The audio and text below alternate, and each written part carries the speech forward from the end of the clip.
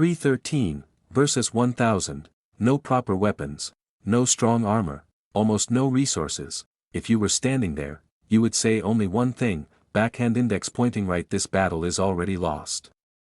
But what happened at Badr changed history forever. The year was 624 CE, 2 years after Hijra to Medina. Muslims were still weak, still recovering, and constantly under threat from the Quraysh of Makkah. At first, this was not meant to be a war. The plan was simple: intercept a Quraysh trade caravan led by Abu Sufyan. This caravan carried wealth taken from Muslims when they were forced to leave Makkah. But everything changed. Abu Sufyan sensed danger and sent a message to Makkah. The Quraysh responded with full force.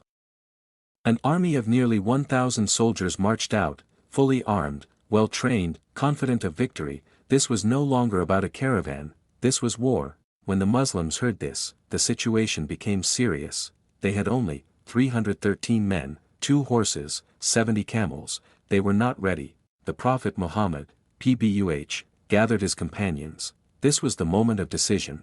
Would they retreat or stand? One by one, the companions stood up. They didn't hesitate. Backhand index pointing right, we will not abandon you. Backhand index pointing right, we will fight with you. That moment changed everything. This was no longer about numbers, this was about belief, and with that belief, they marched toward Badr.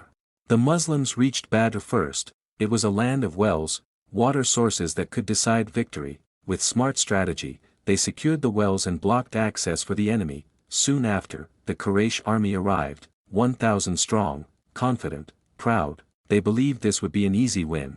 But the two camps were completely different. On one side, celebration and arrogance. On the other, silence, focus, and faith. That night was critical. The Prophet Muhammad, PBUH, stood in prayer for hours. He raised his hands and made a deep dua, backhand index pointing right. O Allah, if this small group is destroyed today, there will be none left to worship you. It was not just a prayer, it was a cry from the heart.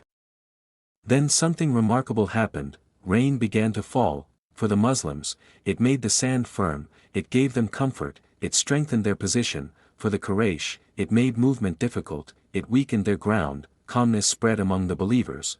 They rested, they gained strength. Meanwhile, fear slowly entered the enemy camp. Morning was near, and with it, the moment of truth. The sun rose over Badr. 2 armies stood face to face. 313. Verses 1000. The battle began with duels. From the Muslim side, Hamza, Ali, and Ubaidah stepped forward. They fought with courage, and won. Then the full battle started. From every direction, chaos spread, swords clashed, dust filled the air. But something unexpected was happening. The Muslims were not fighting like a weak army. They were fighting with strength beyond numbers. And then, divine help came.